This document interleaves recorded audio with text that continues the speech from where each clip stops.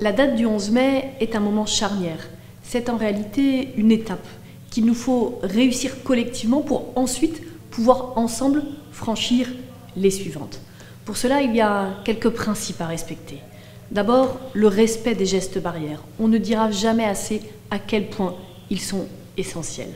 Ensuite, le port du masque. Il est recommandé sur l'ensemble des espaces publics et il sera obligatoire dans les transports en commun dès demain. Enfin, vous le savez, il faut éviter les rassemblements de plus de 10 personnes. Ces conditions, elles sont indispensables, non seulement pour notre santé à tous, mais aussi pour préparer le retour à une vie plus habituelle et que cette porte qui s'ouvre le 11 mai ne se referme pas trop tôt sur l'ensemble des efforts que nous avons réalisés. Évidemment, dans cette période, la ville est mobilisée pour faciliter le quotidien des Nantais. La distribution des masques aux Nantaises et aux Nantais est d'ores et déjà engagée. Ce sont plus de 60% des masques qui sont actuellement en cours de distribution par la Poste et pour les 30% restants, ce sera fait d'ici le 15 mai.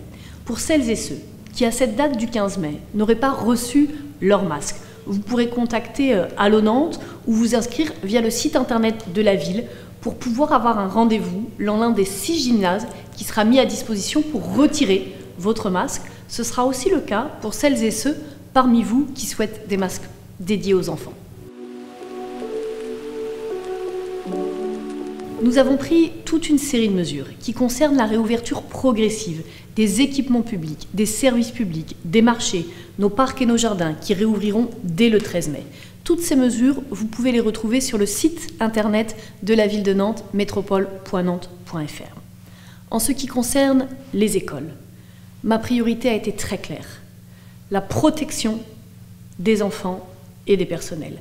Pour cette raison, les écoles nantaises réouvriront à partir du 14 mai. Et pour les maternelles, nous avons limité les effectifs à 10 élèves et réservé cette rentrée aux grandes sections. Pour toutes les familles qui s'interrogent encore, ce sera par vos directions d'école que vous aurez la situation de votre école et donc de votre ou de vos enfants. Un mot sur la question des mobilités et des transports. Les équipes de la Sémitane, et je les en remercie, ont beaucoup travaillé pour que l'offre puisse reprendre, à peu près à 70% de notre capacité habituelle.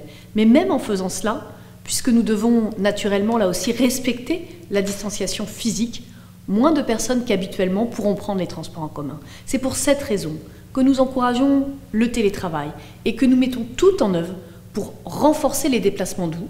Cela signifie la marche à pied, mais aussi le vélo. 6 aménagements vélos sont d'ores et déjà prêts. D'autres suivront.